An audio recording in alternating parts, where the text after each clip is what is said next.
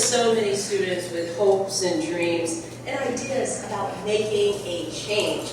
They have a future and they deserve to have their voices heard. Speaking of voices, now is time to start our conversation. I'm honored to introduce the moderator for this morning's Catalyts at Work event. It is none other than Shay Anderson. He is the Assistant Vice Chancellor for City and Community Relations at UMass Chan Medical School. Shay is a leader and advocate for cultural diversity and creativity throughout the region, and he has been a supporter of ARCK for years. I think I've heard about your name for years. Please help me in welcoming Shay Anderson.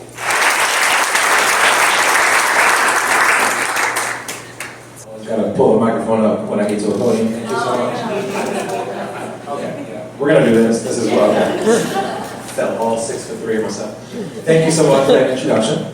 Very excited to be here, excited to support ARCK, excited to always hang out with Michael as a member of the Massachusetts Cultural Council. Thank you for the work you're doing. I took the trip here from the faraway, magical, mythical world of Worcester. That's how y'all act out here sometimes. It's right there. It's 45 minutes. Big shout out to Christina Andreoli's making that trip from Red, Worcester. Okay, now for the reason I'm actually here. Right? So very excited to moderate this Creative Catalyst at Work conversation.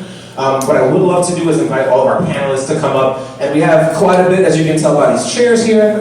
Please note your name is on the chair, so you don't have to worry where you're sitting. You folks have already met some of our panelists, so of course, Sarah, we're arranged to meet her. We'd like to have you come up. Lee Pelton, Michael Bobbitt, and David Friedman. We'd like to invite you folks to find your chair. We'd also love to have Principal Cynthia Subu come up here, along with the Mayas, Maya R, Maya D, from Josiah Quincy Elementary School. Thank you.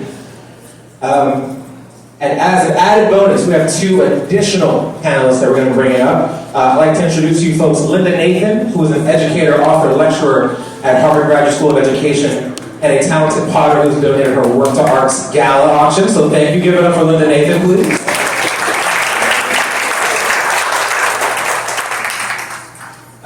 And we'd love to add Jamal Eversley, who's a local abstract artist and loyal ARCK ambassador, who's let her contribute So to start this conversation, I would love to actually turn to two of our award recipients sitting to my right, Michael and Lee. I would just love your insight on this, right? So as leaders in your field, how do you see creativity, specifically creative education, preparing students for future success? So, first of all, Sarah, where are you? You're a superstar.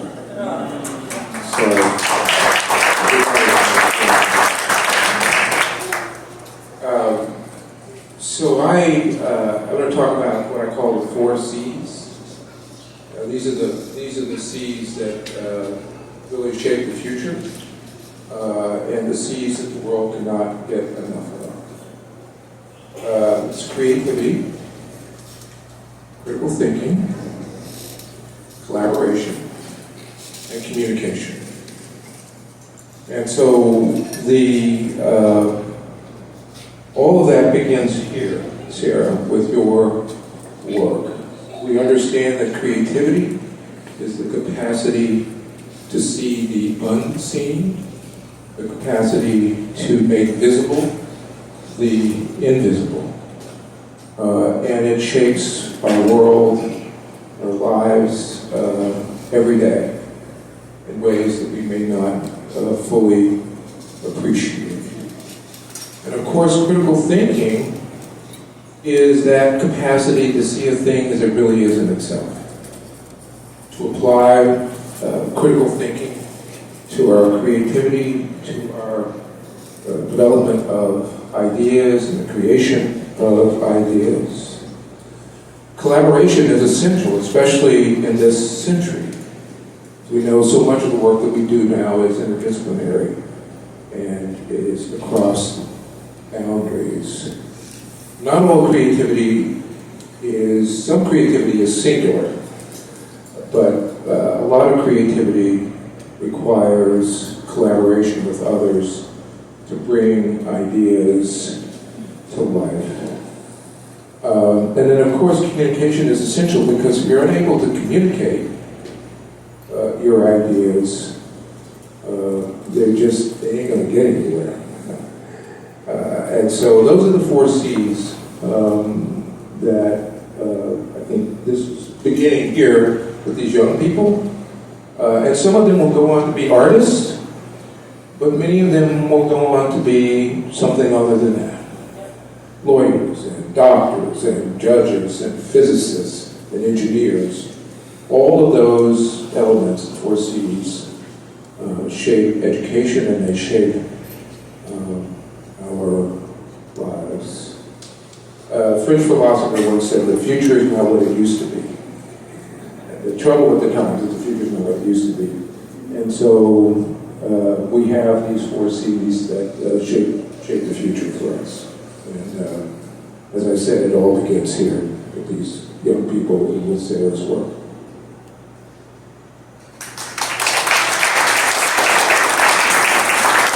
Not easy going after the president of a school. Sarah, you're amazing. I feel like you have a doppelganger or two, because I don't know how you're in all the spaces. And if Sarah says be somewhere, I'm there. So thank you for this award today. Just to support what Lee said, the World Economic Forum and Forbes recently put out survey results that has creativity surpassing critical thinking and analytical thinking as the top skill needed by the workforce. You know, when Maya and Maya, our future presidents, when they look at a blank sheet of paper, they see things on that piece of paper that no one else can see. They have the ability to see the future, and that creative skill is something that can be cultivated. Everyone can be creative. Everyone can be talented and Beyonce, like, right? But everyone can be creative, and that's what I think we're missing in our workforce and in our schools. We need to start building up infrastructure so that every employer, every school is requiring students and people coming into their employment or into their schools to have a creative practice. I think of creativity as an essential professional development tool. I think every employer should require their employees to take to do a creative practice. And the main reason is what Lee said, that we have created so many problems in this world. We have homelessness and food insecurities and racism and political unrest. We have so many problems that we've created, and it is through creativity that we're going to solve those problems. So if we don't have creativity in our youth and in our workforce, how are we going to get there? It's going to be harder for us to get there. So we need to cultivate it, we need to build infrastructure, we need to push out legislation to make sure that it's in every school, and support programs like ARCK. Otherwise, we're going to have a harder time solving all the things that we have messed up on this planet. Thank you. I want you to know, Michael, I do think of myself as Beyonce sometimes, and then I'm next to you and I realize I'm Kelly at best. So I saw the sequin chaps and the matching hat chain. yeah, I'm keeping them. All right. But both Lee and Michael mentioned the youth and our future, so I think it's only right we go to our 2 youngest panelists. And so I have 2 questions for you both. The first one is just, what inspires you to learn? So what inspires me to learn are probably my parents, because they encourage me to do my best in all my academics. Thank you. What about you, Brian? For me, it's also got to be my parents, and also just reaching one of my greatest academic goals of becoming a neurosurgeon in the future. Well, we now know at least one person who works in a med school, so you can come out and we'll get that going. Second question for you both, and this is going to be a fun one. What things would you change at your school if you could change anything? So if I could change anything, it would probably be about art classes, because a few years ago in 3rd grade we wrote a letter and we did a little project, me and Maya, about how the students in the school should have an art class for most of the year, just not half of it, because art is very important. It's a way to express yourself, honestly just like relaxes you too. And so I think that now we're doing much better with the art classes at school, but there's still some work to be done so that all grades can have art for the whole year. And I would just bring art to every grade for the whole year, because art is important and there's no age to art. So you can't be too old to have art, you can't be too young to have art. And yeah.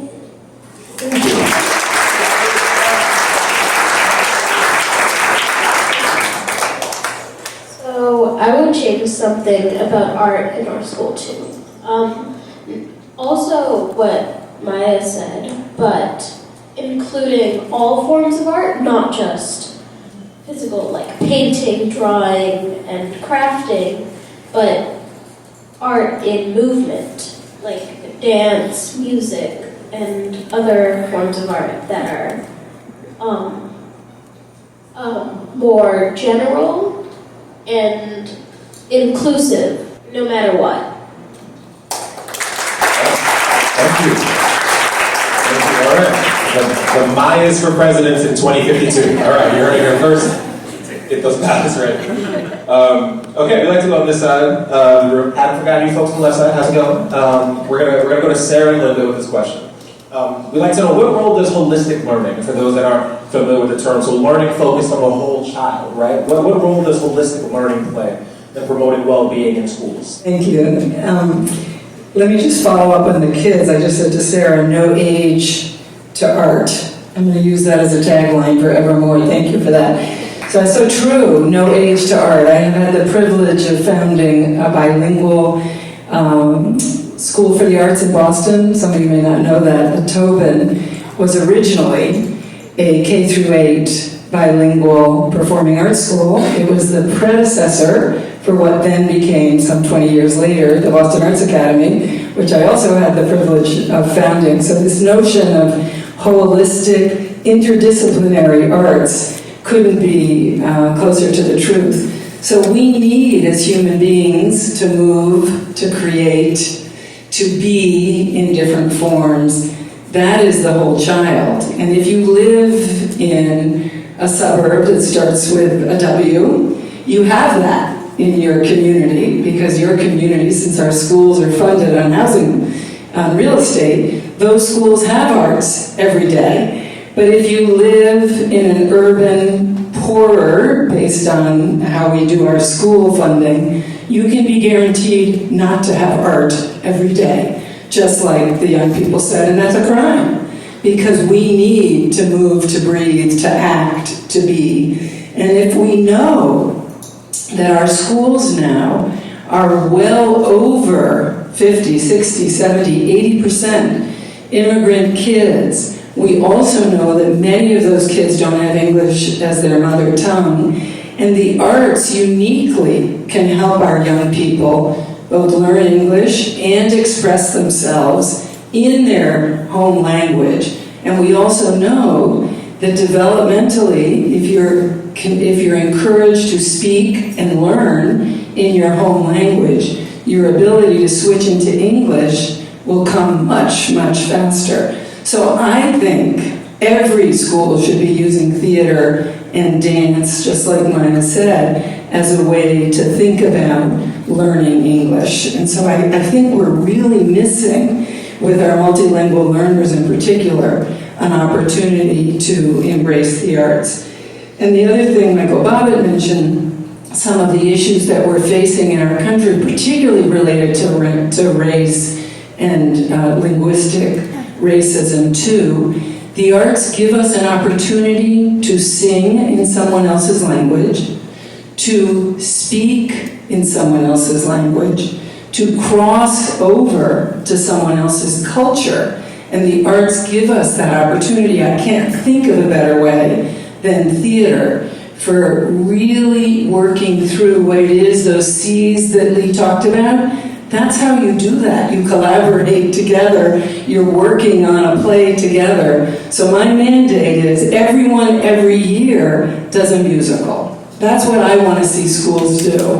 I want everyone to be involved And I would start with Michael's Make Way for Ducklings, which I adored. I hope all of you saw it. But I just feel like we are so limited in our understanding of what school is. So again, I want to encourage us to think much bigger. I also am going to be political for a minute. Sign on to the Thrive Act.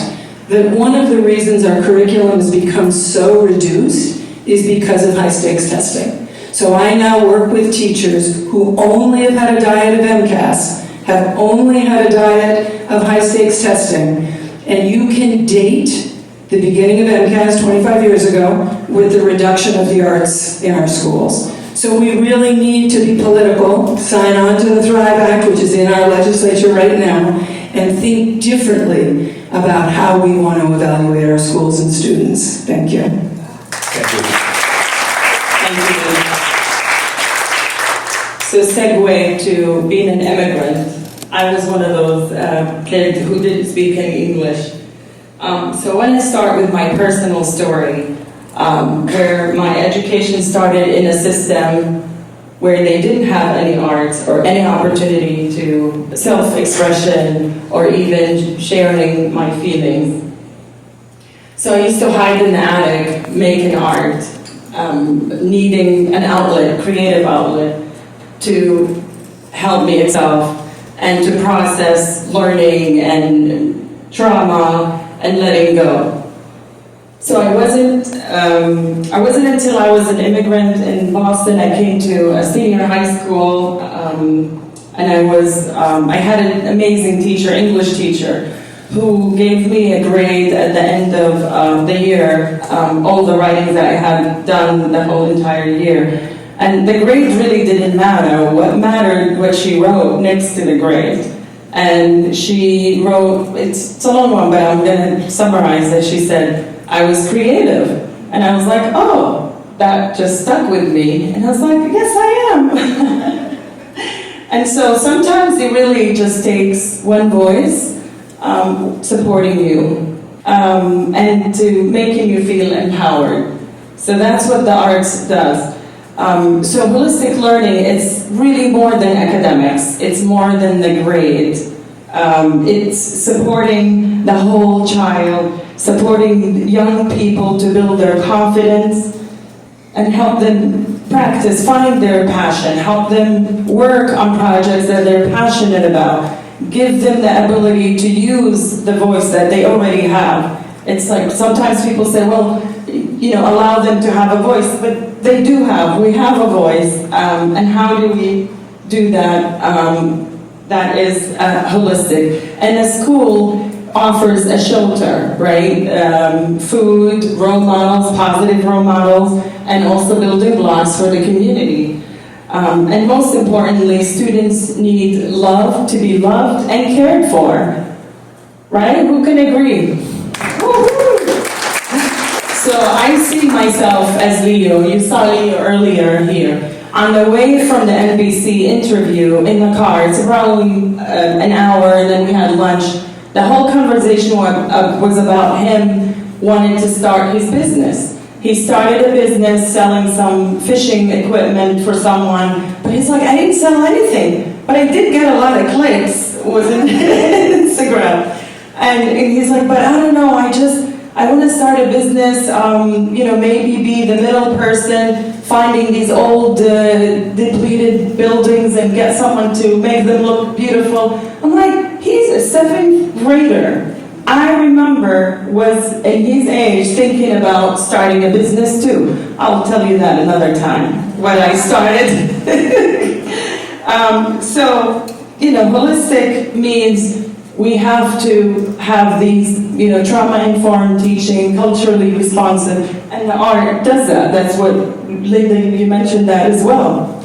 It's the cross-culture, it's a universal language, and it allows us to build collaboration, relationships, and deep connection. And we all know that creating deep connection was lost after COVID. I mean, it's just exacerbated. And we don't go to the office as often. Where is that human relationship? And it's truly about humanity. We have to get together and collaborate and find solutions to bring holistic learning to every class. It's not just the academics, it's not the grades, it's everything. Trauma, the arts just help with that. It really does, and you know that. And I don't have to preach to the choir, that's why you're all here. So, what we do, we help make those creative connections to math, science. You still are learning math, science, while you are integrating creativity. It's not like that's why we want it to be in every class.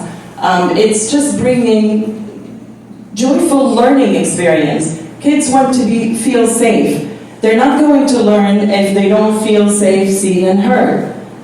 And how do we want them to do well on testing? If they don't feel safe, and they have the fear, and we don't build the trust and the confidence, they're not going to be able to learn or do well. So I'm really hoping that in this conversation, to continue this conversation and do more together, because the pie is big, and we are a piece of that pie. Thanks. So just continue the conversation on holistic sort of creativity and holistic students. I'd like to go to you, Principal Sue. It seems that through your work with ARCK and in other ways, you found ways to create an environment of holistic creativity and integrating culture and history into what students are getting. I'm curious if you think that the partnership you have with ARCK can be a model to advance this sort of work and ensuring that we're caring for the holistic child. Thank you all for being here today. And first, I do want to acknowledge that Sarah Demeter is actually the true creative catalyst. 14 years ago, when our children were at the Josiah Quincy Elementary School, she worked alongside Ann Sosa, who's here, and some other parents, to put together an incredible art exhibition by having our students work with artists, local artists, that all came in to work with our students for at least a week and had their artwork on exhibition for the entire school community. So you are truly passionate about this work and a catalyst for this, and continue to inspire others, including myself. So thank you.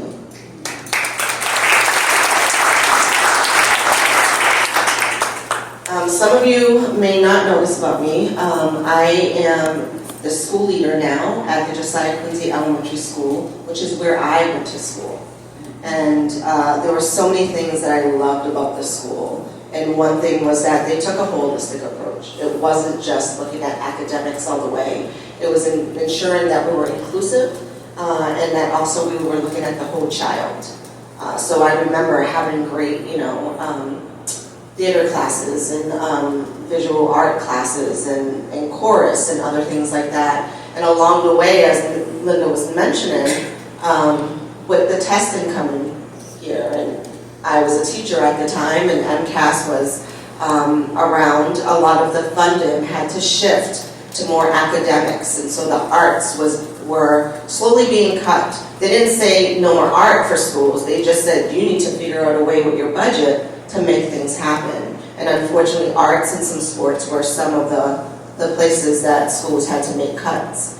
And so, as an educator, we incorporate and integrate lots of arts into our curriculum, but that's not enough. We need to make sure that we have true artists out there really working and inspiring our young people.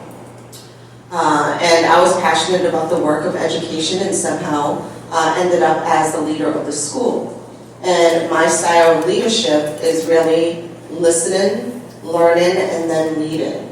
And what the two Mayas up here didn't tell you was that their little project that we're working on when they were in 2nd and 3rd grade was writing a very compelling, persuasive letter to me about the importance of art and why we need to expand the arts, not just, they mentioned visual arts, but also through theater and movement. And what they shared with me a few years ago when they were younger was that, it's a way for everyone to express themselves. So they shared about the age, but they also let me know that a lot of students have different emotions, and you can release your emotions through your art, and it's really a way to empower and express yourself. And so at the Quincy Elementary, we continue that by working with partners such as ARCK to really take that holistic approach, allowing students to gain access to not just academics, but lots of creative avenues so that they can have agency and really advocate for themselves, and yes, maybe become the next presidents. Thank you. We're going to go back on this side, my friends David and Jamal. Jamal, who once again is wearing cooler shoes than I am. Every time I think I got them, and I never do. So I'd like to ask, what are some examples of what external partners are doing to support creativity and promote equity in education?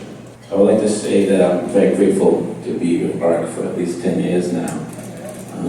I see a lot of familiar faces in here that's been with ARCK as well for at least 10 years that I know. And I look forward to the next 10 years. So thank you. Thank you. So,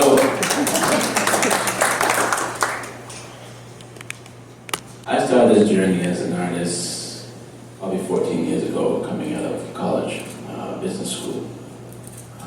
Probably 5 years into the art world, I decided that I wanted to give back to the community. I went into my own high school, Randolph High, and I spoke to the students. And I told them about my story, growing up, being a nerd, called a nerd, and how that affected me. I was called Steve Urkel. I didn't want to be Steve Urkel, I wanted to be Stefan. And I challenged them to tell their story. I want them to know that their story matters too. So, knowing Sarah and ARCK for 10 years, and her knowing my story, knowing what I've done with the school, she's asked me to come in to speak with some of her students.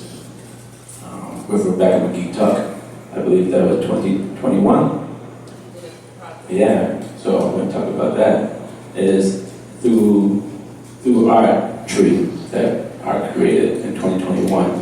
We came in with the students, and each student in the class, we asked them to make a leaf for the tree that Rebecca was sewing at the time.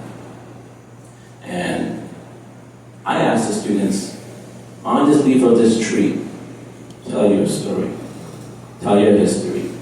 Because, let's face it, we're in school, we're learning history that may not be ours. We have to know that our history matters too. So a lot of students talk about their stories. One thing that was very powerful was that some of them talked about not the prettiest parts of their lives, but that matters too. Because that creates empathy. That creates, okay, I may have never experienced that, but I can be part of that with you. And we showcased that tree in Fenway Park. Yeah. We showcased that tree in Fenway Park, and that's how outside partners are empowering creativity for these students. Thank you. Thank you.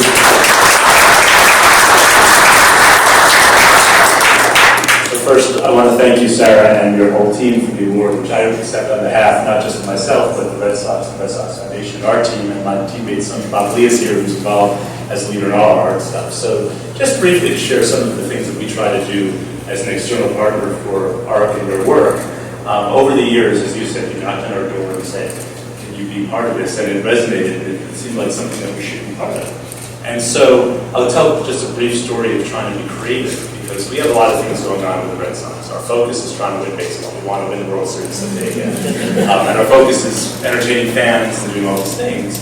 So how does art fit in? How do kids fit in like that? And we also, of course, have a lot of charitable purposes as well. So it forces us to look for opportunities that aren't just writing a big check, because we have lots of demand for our time and our resources. And so probably 2 or 3 years ago, this was still as COVID was starting to fade, we were asking ourselves, what can we do that's more than what we've done before? As you mentioned, during COVID, we organized an outdoor street art thing that you did in Fenway, a socially distanced outdoor thing that was fun. But we're trying to think, what else can we do that highlights art, that give students a chance to see how it's created. And it turns out that in addition to owning Fenway Park, we own a garage across the street from Fenway Park. It's near the MGM Music Hall. And people walk by it all the time, and each year well more than 1 million people walk by this garage. And it's just the side of the garage is a green wall. So you could walk by this thing every day and just not think about it. Well, we saw canvas. We said, wait a second, there's this space. What if we put art there? Boston doesn't have as many murals as some other cities. What if we did some sort of art that people see? Again, you have more than 1 million people walking down here. So we reached out to Sarah and said, let's think about this. Maybe there's something we can do together. And this is an idea that we can use to generate some additional funding internally. And so what we created is this mural, and I hope the next time you're in Fenway, you go and check it out. It's on Ipswich Street. It's near the Boston Arts Academy. And it's art about art. So the mural itself shows, in a very artistic way, the creative process of singers and dancers and painters to try to inspire you. Because if you think about it, we have Red Sox baseball right around here, but we also have all this art happening. We have the Boston Arts Academy, which is an amazing high school. We have Berkeley, which is a great school, and the Wingate Conservatory right around the corner.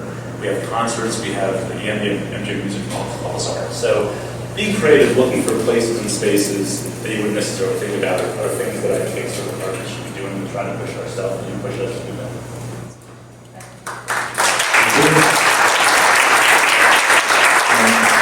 So I have a question for the panel before we sort of open it up to the audience, and this is open to whoever would like to jump in.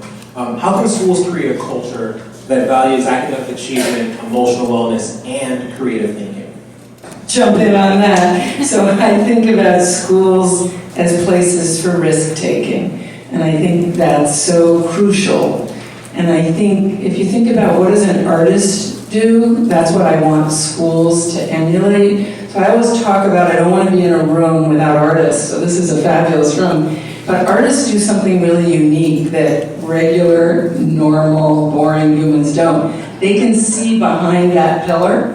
They can invent a story that might emerge from there, and that's what I want schools to be filled with. Students who have voice and choice, teachers who have voice and choice, parents who have voice and choice.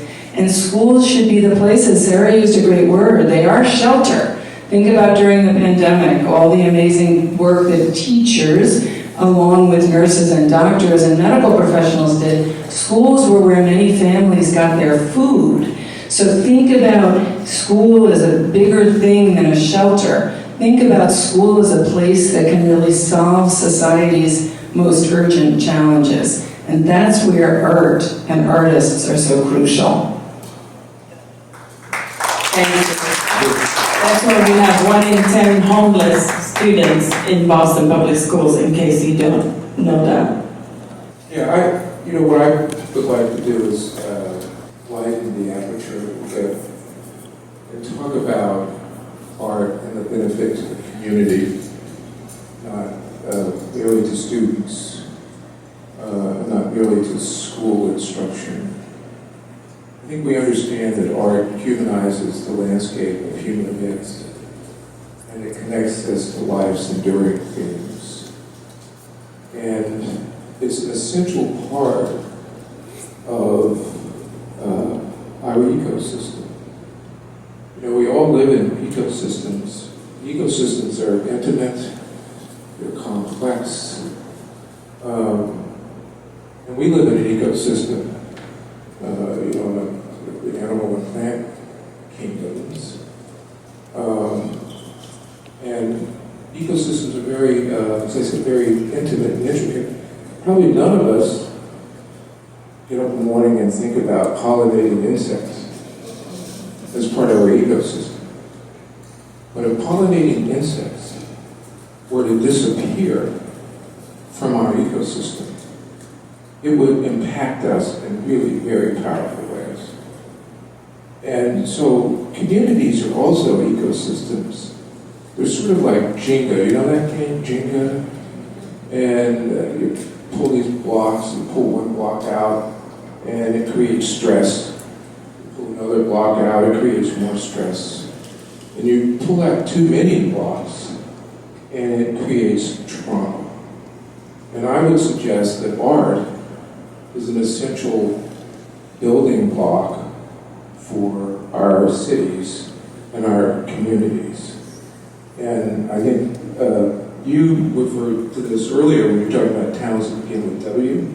There's very little stress or trauma in those communities because they have all the building blocks, including art. And so I think when we think about art, we need to think about it in that communal way, and the way in which it's essential. It's not an add-on, but it's essential to the strength and resiliency of communities and cities and neighborhoods and countries and the world. Thank you for that. I think if it is essential, and I think your question was how do we encourage schools? I don't think we're going to get there through encouragement. I think we have to organize and push for policy and legislation and require these schools to add art to their curriculum.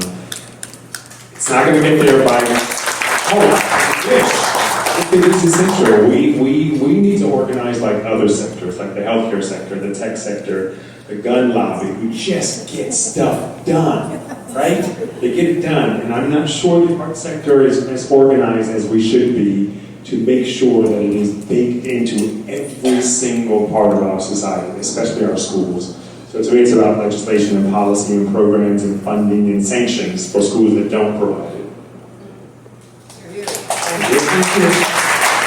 It's really not just art. It's about the art, but it's what the art can do to bring a holistic experience in the classroom. And we must do it at a policy level, like you said. And that's what we're doing, and that's why we're here. So I hope to eventually follow up with you, and we do a survey, and next time we meet, pollinate some ideas and solutions. That's what we're here today, to really work together on solutions and to find out how do we integrate this holistic approach in every school and every corporations or nonprofits as well. Thankfully, my friend Rondella is there at the back, and we'd love to have an opportunity to open discussion to the rest of the room. And so I'd like to just know, does anyone have a burning sort of question, comment they'd like to share with folks? This table will have like 4 immediately as I love it. 1, 2. There we go. Please tell us your name, your title, your affiliation. So my name is Lily. So I'm the designer working at the Sonos right now. I have been interning at ARCK 8 years ago, and I've been keep trying my best to support whatever artists. Again, very super appreciate everyone, like what you're doing here, so great. Like building a great future for us, like for the better future. But I think like creativity, just like love, you have to come from within, right? So my question is that you have been working so hard to bring out the creativity for children, for next generation. And what do you do as an adult that you bring creativity to your daily life and the daily work? Like Michael, you mentioned that we need more creativity, collaboration at work, but we don't have that enough. I feel like it's very important that we fill ourselves with full of creativity, then transform to the kids. So I'm just curious, like any of them. Yeah, so in my personal life, I still enjoy a side hustle as a playwright. In fact, I'm going to New York today because we're doing a workshop of my new musical adapted from the Monster Mash song. Cool idea, right? Monster Mash musical. So I think there are ways to build infrastructure into the employment. I'll just talk about employers. So I hear from a lot of employers that when they can't solve a problem, they tend to get upset at their employees because their employees don't have ideas about how to solve this problem they're trying to solve. But they didn't vet those employees for creativity when they were doing job applications. So what happens if that becomes part of our vetting process? What happens if we bring in artists to help us with design thinking? What happens if we add an arts benefit to our benefit packet?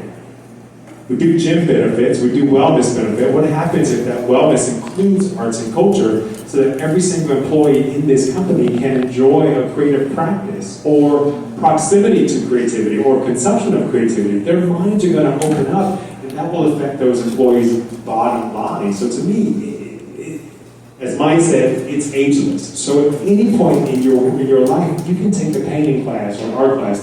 The other thing we're doing, I'll make a little plug for this because it's a big deal. We've been beta testing this thing for about 4 years, whereby healthcare providers can prescribe arts and culture activities as a supplement or complement to their patients. And in about a month, we're going to be announcing our first private insurance companies doing reimbursements for these prescriptions. It's going to be a big deal, y'all. It's going to be a big deal. So when you talk to your insurance company, tell them, have you heard about arts prescriptions? And we want every single insurance company to be on board with this, so that everyone, no matter what age you are, you have access to arts and culture to expand your creative thinking. And that's why he's Beyonce. You get me? Like, this is what I'm saying. Thank you. Thank you for sharing that. Anyone else? Over next one. Next one. Your name, title, affiliation. I'm MJ, a filmmaker, and I'm a friend of Jamal's. Is that enough? I just had just a couple of points. It's, I taught at BU for 30 years and watched students grow up through my system, and I watched the rigor go down at the same time. My question is, what is it about this country that makes the arts extra, a fluff thing? The thing about the arts is that it draws on a system that's not intellectual. We're a data fetishistic society. The arts require perception. That's an incredibly different skill. Why, anybody here, do you think it's possible to change the zeitgeist so that we look at the arts as something not extra, not Tuesday afternoon on a Thursday, or a Thursday afternoon, but something that requires a different neurological system that is equally important and maybe not data reliant? Do you think there's hope in this field for that change? Thank you. Thank you. Very good question.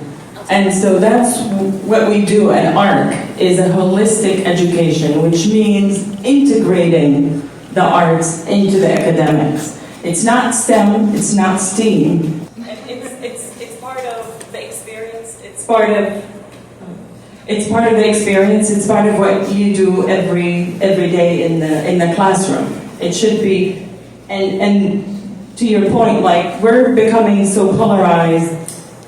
Day by day, even this polarization and division is becoming wider and wider. And what do we need to do to the young adults? Start integrating the holistic approach and caring and loving and helping kids find a safe environment to express themselves, to work on projects that they care about. And I think our framework is really about creating harmony in the world. And harmony just doesn't come on its own. Harmony has to be coming from within ourselves. We have to find harmony within ourselves in order to create harmony in the world. I'd also just quickly add in, can I get that mic that way for a second? I don't have a question over here, but I'd also add in that, and Michael and I talked about this quite a bit, I think that, to your point, perception is a big issue, right? Because a few years ago, when we were all in our homes, everyone embraced the arts. We all had a favorite show. We all found out about a guy who raised tigers we'd never heard about. That was a thing. For folks who like sports that talk about maybe not liking arts, all have a favorite jersey of their team that they watch, right? People obsess over the Met Gala. People obsess over a variety of things. They have a favorite song, whether you like the Beatles or Smash Mouth, or I don't know what Smash Mouth was the next one. I have no idea what that was my next. Nevertheless, right? Most people embrace the arts in their personal life. We just don't speak about it in these settings, in our work settings, and opportunities to find more funding to help ensure our arts can continue. And so that's where the real work is, right? Most people are already captured by it. You just have to figure out how to translate it so that it can move some of the mountains we need it to move. Just super quickly, I'm so sorry. I will also say, and I'm calling the art sector in on this, we have cities and towns in this state where the mayor or the head of that town or city is an artist. And those artists in that community have not organized and asked their leaders for anything. So one of the ways we change perception is we have to change our behavior. Again, I mentioned sectors like the healthcare sector and the tech sector and the gun lobby. We have to organize, friends. It's not going to happen because they're going to desire it. We have to say this is important, and we have to organize and push. So we have to change our behavior if we want them to change their behavior. Thank you.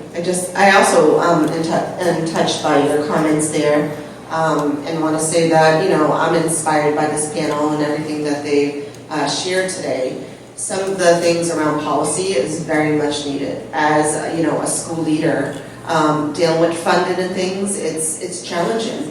And we're working closely with partners, applying for lots of grants, trying to ensure that we can have these opportunities for our students. But it does begin with our youth, our young children, like having them exposed to this. I think what Michael shared about this, like very exciting news about, having art being prescribed is something that reminds me of what the Mayas wrote to me about like arts as a form of expression and a way to work through emotions of how you feel. So in that it was also not just being able to physically be active in the arts, but also how does art affect you? Sometimes, depending on our moods, we listen to different music, right? And so that's one way that we can also look at it differently. But I think it's very important that, we get out there and look at legislation and see how we can ensure that this is a priority in our schools. Something else Michael said was around creativity really being one of the top assets, I guess, right, or skills needed in the workforce now, and how sometimes employees get frustrated with solving, but you have to be creative and think outside the box. Sometimes take a little break and come back and collaborate with others. So those 4 C's, and I know Lee, you're about to speak, but those 4 C's in communication, that's an important, really important piece of all the 4 C's, is how are we communicating that out? You asked a great question, and I'm not sure if I have the answer, but let me provide a perspective. I think, and I can only speak about this country, that art is still to many people mysterious and inaccessible, because you encounter it. And in that engagement with art, it requires you to really be engaged, to understand it, and to make sense out of it. And so, I think maybe, as Michael said, from a policy level, we need to make art more present everywhere so that it is demystified. And then we have, and this is not meant to be critical, then we have these museums. And those are seen, for many folks, as very formidable to enter into one of these sanctuaries of art. And I know that some museums, museum directors are seeking to demystify that and make their art more accessible and make the experience more accessible, but also to reach out to many communities that they didn't reach out to several years ago. I know, for instance, the Gardner Museum is doing this, and MFA to a certain degree. So I also believe that great cities have great public art. And we're far short of that in Boston. Very far short of that. And I do believe, or at least my hope would be, if we encountered art in our everyday lives, murals or wherever it may be, through public art and other places that doesn't require us to go into a museum, that maybe that would demystify art, and it would become part of just the fabric of living in a city and living in Boston. I don't know if any of what I just said is true, but I think that's something to think about. Thank you. I think we have time for about one more. I know Edie's hand is kind of stood here. Did you way.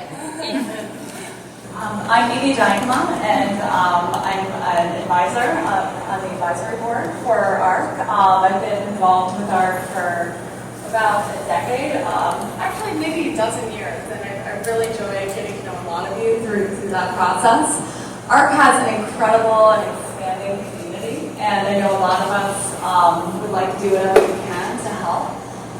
And so I have a question for you, Lee, because you're such a wonderful vantage point on looking out at nonprofits, not only in Boston, but probably drawing from the examples of others elsewhere. What types of initiatives do you think have been most helpful, most effective, most impactful in helping to engender creativity, kind of creativity that we don't like to see in primary and secondary school levels? Oh, yeah, there we go. So we have a really robust and long-standing arts initiative, funding and programmatic initiative that seeks to provide funding to the entire landscape of art in the city. I would say that most of our funding has not gone to the big name museums, but rather the funding has gone to artists in particular, because artists need space, and it's in short supply here, and they need resources. And so we've been very deliberate in seeking to provide those kinds of resources to artists so that they can thrive. There's a long list of arts programs and centers that we support, but it is one of our pillars of excellence. We do understand the importance of art, and as I said, not only for individuals, but for the vitality of communities. The companies that move, I've been involved in discussions about, Fortune 100 companies want to move to Boston, and one of the things that you want to know is, what is the arts culture here?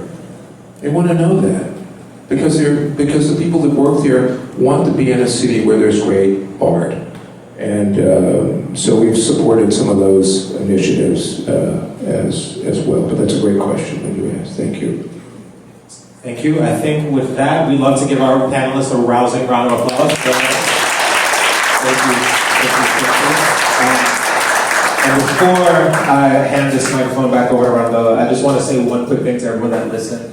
As a bit of homework, because we talk about school quite a bit, each of you is now responsible, right, for ensuring that the things that we just talked about come to fruition for these young folk that you've seen around the room, right? So whether that's talking to your legislator, getting to know your legislator, volunteering with organizations like ARCK, right? All of us, having sat through this, now have a shared responsibility to get to the point we want to get to. So, write it down, send a text, send yourself a reminder, put it on your calendar, whatever it is. But when we see you, we're going to ask what you're doing, right? So, once again, thank you folks so much for listening. It goes around down. Thank you. All of that. And you know what they say, seeing is believing, so you know how to reach me. I mean, let's just put it all over the television and all over the media every time there is something going on. Oh my God, I got to do that insurance story. That is a good one. Okay? So definitely get that done.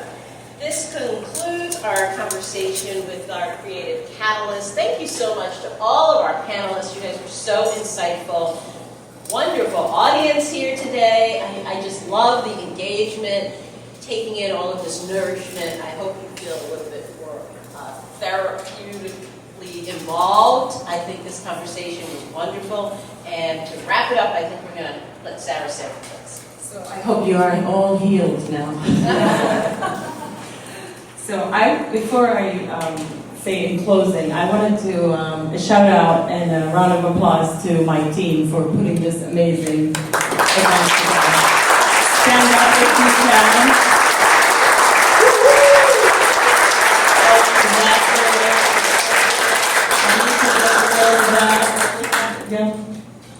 So thank you so much for being here today. I'm so grateful. And this is only the beginning to really work together, to collaborate, to reimagine education for well-being, for creativity, to drive social change. So let's do it together, and you'll be hearing from me for sure. You know what they say about me, relentless. It's not a threat, it's a promise. How about a round of applause for that? Thank you so much, Sarah. Thank you, everyone. I really hope you take the time and make a donation to ARCK. Doing these things, it costs money, and it is worth it, for sure.